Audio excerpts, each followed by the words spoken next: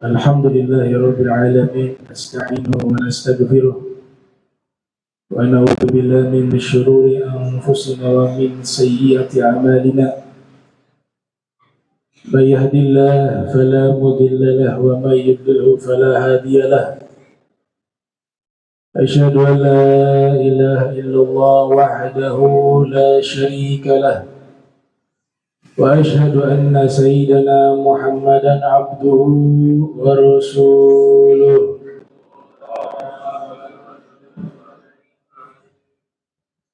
اللهم صل وسلم وكرم وزد على سيدنا وحبيبنا وقدوتنا وقرة أعيننا مولانا محمد وعلى آله وصحبه أجمعين أما بعد فيا أيها الناس أوصيكم ونفسي بتقوى الله فقد فاز من اتقى سبحانك لا علم لنا إلا ما علمتنا إنك أنت العليم الحكيم ربي اشرح لي صدري ويسر لي أمري واحلل عقدة من لساني يفقهوا قولي وسدد لساني واهدي قلبي بحق سيدنا محمد صلى الله عليه وآله وبارك وسلم.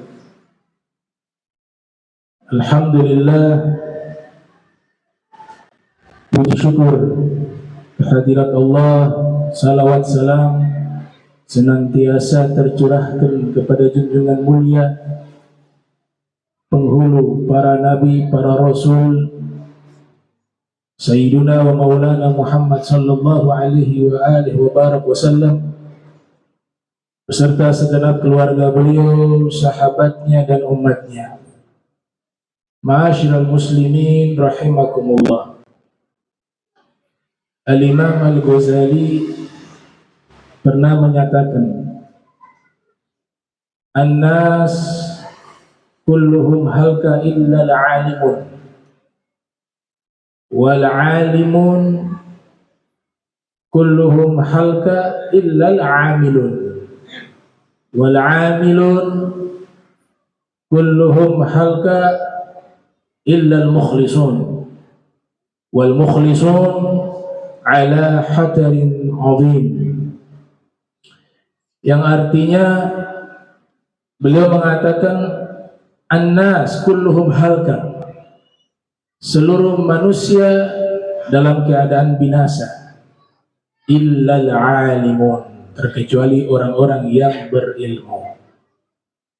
Maksud daripada pernyataan Hujjatul Islam Al-Imam Al-Ghazali bahwa ilmu itu adalah keselamatan. Dengan ilmu kita mengetahui mana kewajiban kita kepada Allah. Dengan ilmu kita mengetahui mana yang dilarang oleh Allah dan yang mana yang diperintahkan oleh Allah.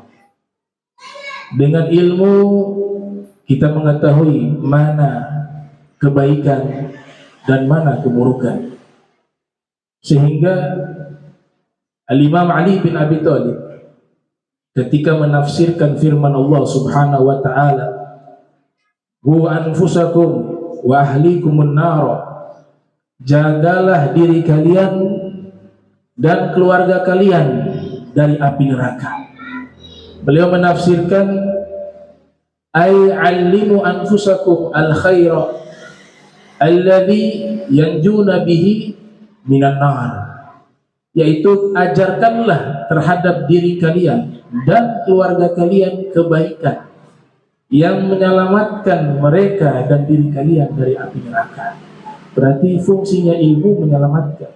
Kata khair di situ artinya tafaqahu fiddin, paham akan ilmu agama. Sebagaimana ditafsirkan langsung oleh Rasul, kata kebaikan itu artinya adalah pemahaman di dalam agama. Mayuridillah bihi khaira yufaqihu fiddin. Siapa yang Allah inginkan kebaikan, Allah berikan ia paham terhadap agamanya. Terkait kewajiban kita kepada Allah Ta'ala, tidak diperintahkan mempelajari seluruh ilmu agama. Yang wajib hanya 3, yaitu ilmu akidah sebatasnya, ilmu hukum dan ilmu tasawuf akhlak, penyucian hati. Ini yang dituntut dalam syariat. Wa ilmu sifatul fardi ma ilmu ma yuhtaju ilal muaddi min fardi dinillahi fid dawami. Wa ma siwal hadha fardu kifayatin ala anami. Selain daripada 3 ilmu itu hukumnya fardu kifayah. Tapi yang 3 ilmu tadi itu hukumnya fardu ain, wajib. Maka ilmu menyelamatkan. Ibnu Abbas, Imam Hasan Al-Basri menambahkan tafsiran tersebut, yaitu allimuhum wa addibuhum wa faqihuhum. Ajarkanlah kepada mereka, keluarga kalian, ilmu. Tapi tidak cukup di situ. Addibuhum, didiklah akhlak dan perilaku mereka dengan akhlak yang terpuji. Wa faqihuhum, dan berikanlah pemahaman hukum kepada mereka terkait ilmu-ilmu yang dibebankan kewajiban kita kepada Allah Ta'ala berupa ibadah-ibadah mahdhah yang telah diperintahkan oleh Allah Ta'ala lewat lisan baginda Nabi Muhammad SAW. Sehingga dikatakan dalam satu riwayat, kun aliman au muta'alliman au muhibban au mustami'an au muhibban wa la takun khamisa fatahlika. Jadilah kalian orang alim, orang yang berilmu. Jika kalian tidak mampu, jadilah pelajar yang selalu belajar. Jika tidak mampu, jadilah kalian orang yang mendengar ilmu. Kalau juga tidak mampu, jadilah kalian pencinta ilmu. Jangan kalian menjadi yang kelima, yaitu tidak menjadi orang yang berilmu, tidak mau belajar, tidak mau mendengar, dan tidak mencintai. Kata Nabi, kalau jenis seperti ini, fatahlika, dia akan binasa, kata Rasulullah SAW. Dalam riwayat yang lain, Nabi menyatakan, ad-dunya mal'unatun wa mal'un ma fiha illa zikrullah wa ma walah wa alimun au muta'allimun. Dunia ini ketika Allah ciptakan, Allah laknat. Makna laknat tidak dipandang, tidak diberikan rahmat. Dan Allah melaknat seluruh yang ada di dunia ini, terkecuali 3. Orang yang zikir dan orang yang melaksanakan ketaatan kepadanya. Yang kedua orang yang berilmu, dan yang ketiga muta'allim atau ditakhyir, lihat orang yang berilmu atau yang belajar. Dan fungsi daripada ilmu menyempurnakan ibadah kita. Kita beribadah tanpa dengan ilmu akan mengalami banyak kekurangan. Ilmu fungsinya menghilangkan keraguan. Orang yang berilmu selalu yakin, ini halal, ini haram, ini sah, ini tidak sah. Gak ada keraguan, sehingga pelaksanaan ibadahnya mudah. Ilmu mengetahui mana tipuan syaitan, mana tipuan nafsu, mana yang disebut hati yang kotor, mana yang disebut hati yang bersih, semuanya lewat jalur ilmu. Sehingga dikatakan wa kullu man bi ilmi ya'malu a'maluhu mardudatun la tuqbal. Semua amalan tanpa didasari ilmu dikhawatirkan tertolak. Ilmu menyempurnakan amal kita. Bahkan dikatakan oleh Syekh Ihsan Jampes dalam kitab Sirajul Talibin, beliau menyatakan bahwa man 'abadallaha ibadatal malaikati fis samai min ghairi ilm kana minal khasirin. Siapa yang beribadah kepada Allah dengan rangkaian ibadah yang dahsyat, layaknya malaikat dalam sisi ibadahnya, tapi ibadahnya tanpa dasar ilmu, maka dia termasuk orang yang merugi. Maka inilah nasihat dari Imam Ghazali. Beliau mengatakan bahwa seluruh manusia binasa terkecuali orang yang berilmu. Kemudian beliau lanjutkan, tidak cukup hanya berilmu. Wal alimun kulluhum halka illa al-amilun. Semua orang berilmu binasa, celaka, terkecuali yang mengamalkan ilmunya. Kalau hanya sekedar mengetahui teori, orang-orang orientalis di sana lebih pakar daripada kita. Tapi kita dituntut oleh Allah Jalla wa'ala untuk konsekuensi dengan apa yang disampaikan. Ilmu yang kita dapat berjalan beriringan dengan amal untuk kita lakukan. Sehingga dikatakan Allah sangat murka kepada orang yang hanya menyampaikan tapi tidak mengamalkan ilmunya. Ya ayyuhalladzina amanu lima taquluna ma la taf'alun, kabura maqtan 'indallahi an taqulu ma la taf'alun. Sungguh Allah sangat murka kepada orang yang hanya menyatakan, menyampaikan tapi dia tidak mengamalkan ilmunya. Sungguh, bukan bohong, tapi kata maqta. Maqtan ini, maqata yang kutu maqtan itu a'ala minal ghadab, jauh dari kata ghadab. Artinya kemarahan Allah itu sudah puncak kemarahan, bukan sekedar marah, tapi sudah puncak kemarahannya Allah Ta'ala. Orang yang hanya menyampaikan tapi tidak mengamalkan ilmunya. Bahkan Nabi memberikan satu perumpamaan, masalul alim alladhi yu'allimun nasa al-khaira wa yansa nafsahu kamathali siraj yudhi'u linnas wa yahriqu nafsahu. Perumpamaan orang berilmu itu bagaikan lilin, yaitu kalau orang berilmu ini hanya mengajar tapi dia lupa terhadap dirinya, itu bagaikan lilin, dia menerangi manusia dengan cahayanya, tapi di saat yang sama dia telah membakar dirinya. Jadi tanggung jawab dakwah itu sangat berat, bukan hanya retorika tapi pengamalan. Guru kami mengatakan santri yang benar itu dia membawa jadwal kehidupannya di pesantren, dia bawa ke rumah. Hidupnya tidak akan sama dengan orang biasa. Jadwal yang di pesantren itu bukan jadwal pesantren, itu jadwal aktivitas ulama, itu jadwal aktivitas orang-orang solehin. Dia bawa pulang di rumah dan dia terapkan. Inilah tanggung jawab seorang penuntut ilmu, apalagi level seorang guru. Mereka harus, bukan sunnah. Jadi ibadah-ibadah sunnah bagi seorang ulama menjadi wajib. Kalau sunnah bagi orang awam, sholat witir untuk orang awam sunnah, tapi seorang ulama jadi wajib. Walaupun tidak termaktub dalam kitab-kitab fikih, tapi derajat yang sudah dia pikul itu derajat yang sangat mulia, sehingga ibadah-ibadahnya tidak boleh sama dengan orang-orang biasa. Akhlak yang dia miliki harus lebih daripada orang biasa.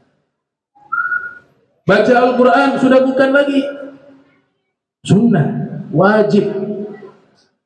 Sholat malam juga demikian, dan seterusnya. Nah, ini bagian daripada pertanggungjawaban ilmu, sehingga nanti tidak menjadi hujjah, hal yang memberatkan kita di hadapan Allah Subhanahu wa Ta'ala, karena setiap lafaz yang kita sampaikan dihisab oleh Allah Jalla wa'ala. Sehingga Nabi katakan seperti lilin, dia membakar dirinya. Maka amal ini yang membuat ilmu itu diterima. Nabi pernah menyatakan alimu atau ta'allamu ma syi'tum an ta'allamu falan ya'jurakumullah hatta ta'malu. Silakan kalian belajar ilmu sebanyak-banyaknya, tapi ingat Allah tidak akan berikan pahala kepada kalian terkecuali ilmu itu kalian telah amalkan, kata Nabi kita Muhammad sallallahu alaihi wasallam.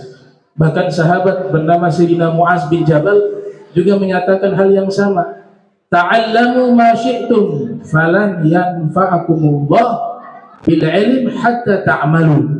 Belajarlah kalian sesuka hati kalian, tapi ingat Allah tidak akan berikan manfaat kepada ilmu kalian terkecuali kalian telah mengamalkan ilmu tersebut.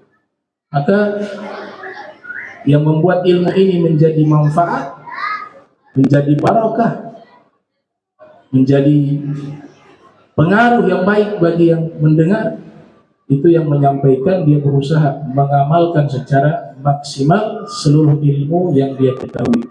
Maka inilah yang diwasiatkan oleh Imam Ghazali, seluruh orang berilmu binasa terkecuali orang yang mengamalkan ilmunya.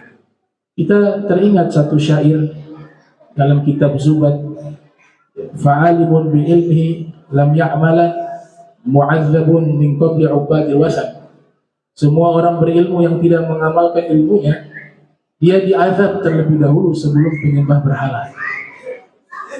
Memang Al-Habib Abdullah bin Muhsin Al-Attas mengatakan makna orang alim di sini adalah orang-orang yang hidup di zaman Nabi Muhammad, ahli kitab yang sudah mengetahui kebenaran Nabi Muhammad lewat kitab suci mereka, tapi mereka sengaja mengingkarinya, maka mereka akan diazab terlebih dahulu sebelum orang-orang musyrik, para penyembah berhala.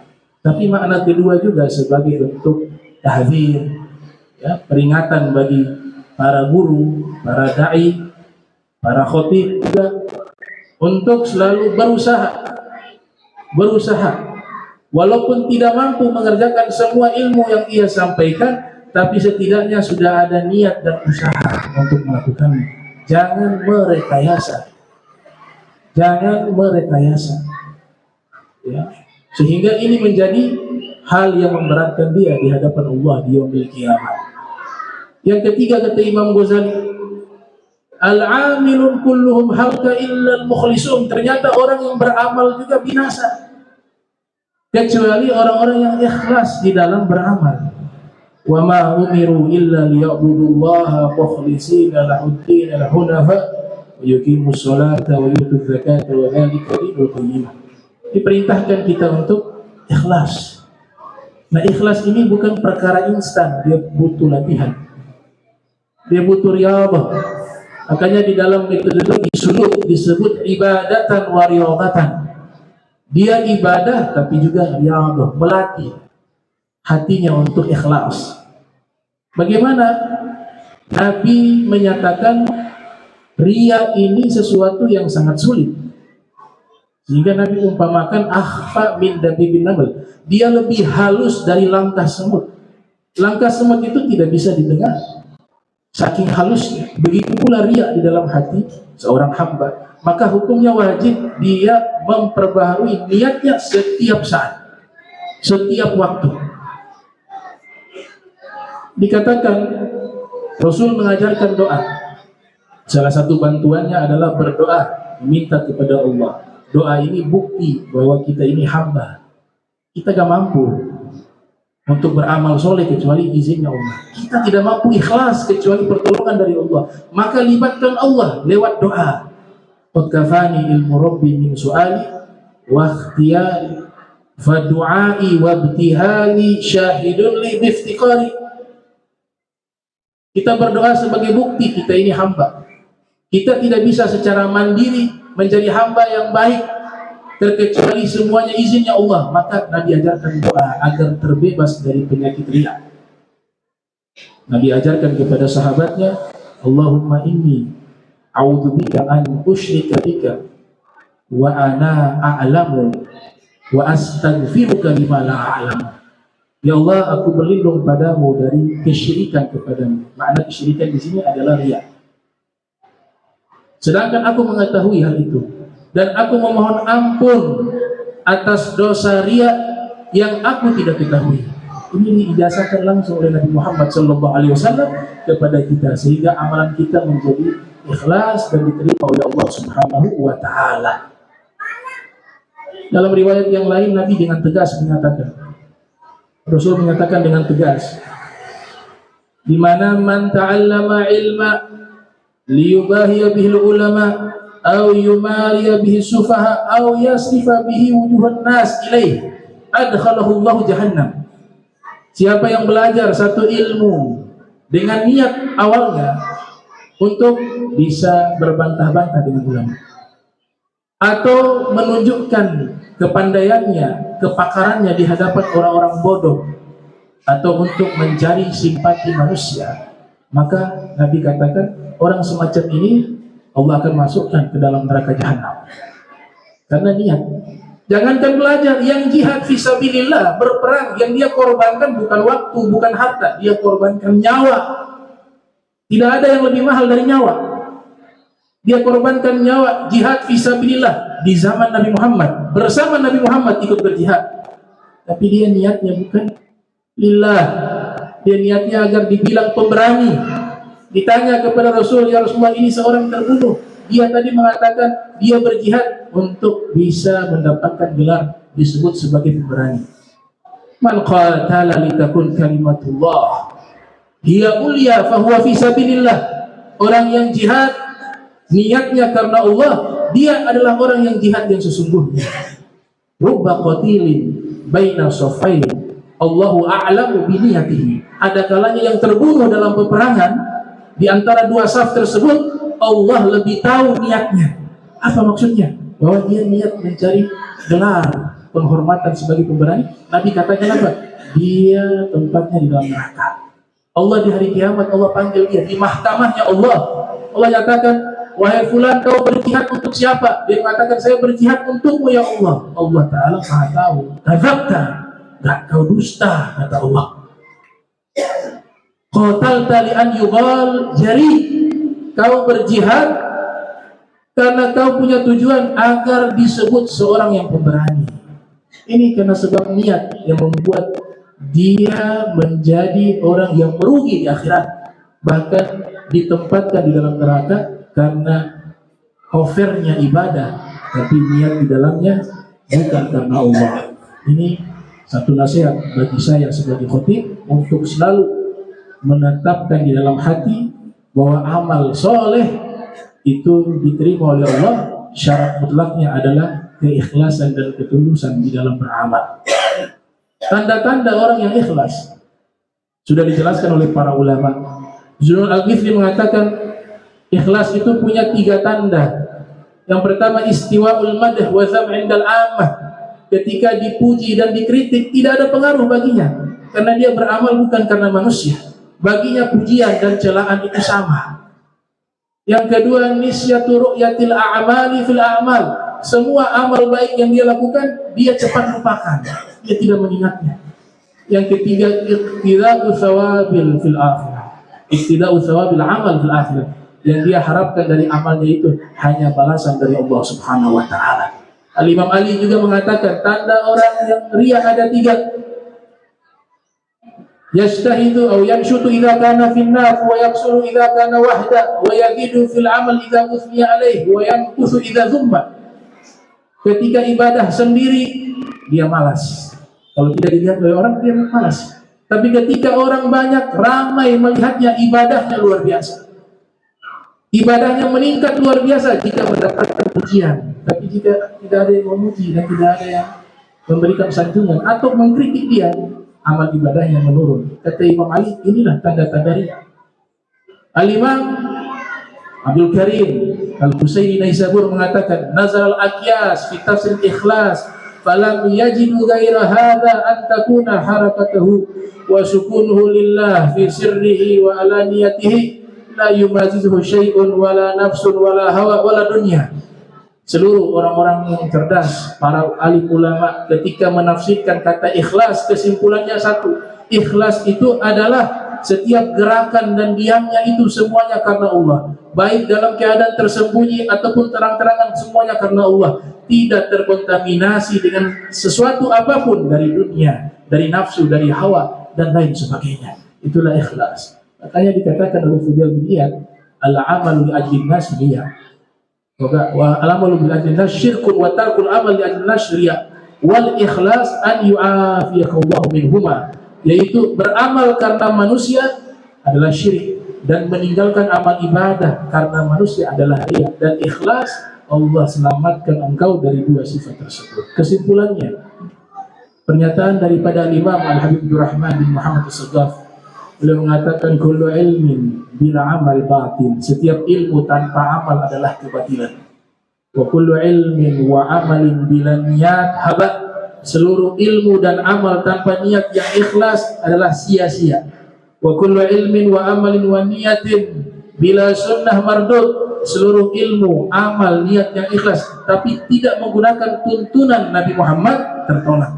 Kullu ilmin wa amalin wa niyatin wa sunnatin bila wara khusran. Setiap ilmu, amal, niat yang ikhlas dan mengikuti tuntunan Nabi tapi tidak memiliki sifat warok, kehati-hatian dalam hukum Allah, maka dia termasuk orang yang merugi. Barakallahu li wa lakum fil karim wa nafa'ani wa iyyakum bima fihi minal ayati wa dzikril hakim wa taqabbala minni wa minkum tilawatahu innahu huwas samiul alim.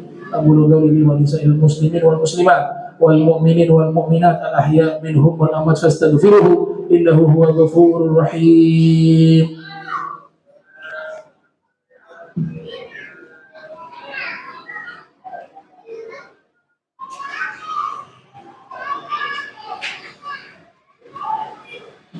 Alhamdulillah, alhamdulillah rabbil alamin. Allahumma shalli wa sallim ala sayyidina Muhammadin wa ala alihi wa sahbihi ajmain. Amma ba'du, fa ya ayyuhan nas ittaqullaha wa hadirul jum'ah wal jama'at.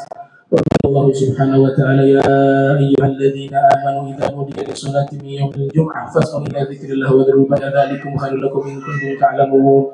Wa idza qudiyatis salatu fantashiru fil ardi wabtaghu min fadlillah wa dhkurullaha katsiran la'allakum tuflihun. واعلموا أن الله تعالى صلى النبي قديما فقال الله سبحانه وتعالى إن الله وملائكته يصلون على النبي يا أيها الذين آمنوا صلوا عليه وسلموا تسليما.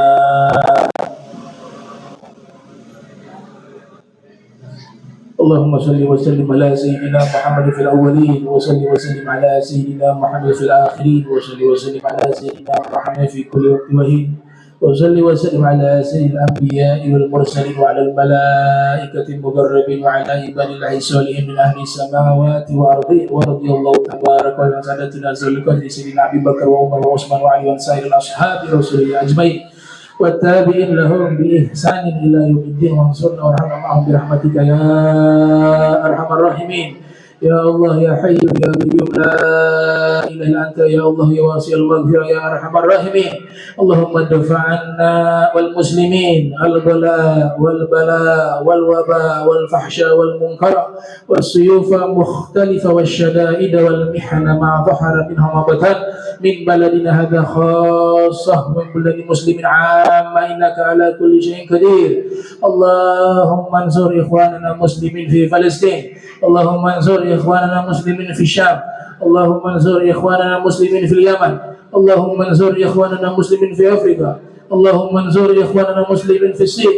اللهم انصر إخواننا المسلمين في باكستان. اللهم انصر إخواننا المسلمين في هند. اللهم انصر إخواننا المسلمين في بيلا. اللهم انصر إخواننا المسلمين في بلد.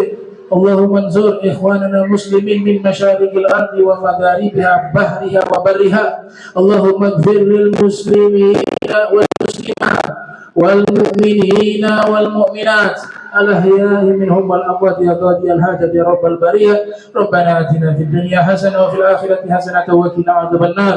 وصلى الله على سيدنا محمد وعلى آله وصحبه وبارك وسلم. والحمد لله رب العالمين. عباد الله إن الله يأمر بالعدل والإحسان وإيتاء ذي القربى وينهى عن الفحشاء والمنكر والبغي يعظكم لعلكم تذكرون فاذكروا الله يذكركم واشكروه فاسألوا به فذكركم الله الأكبر في الصلاة.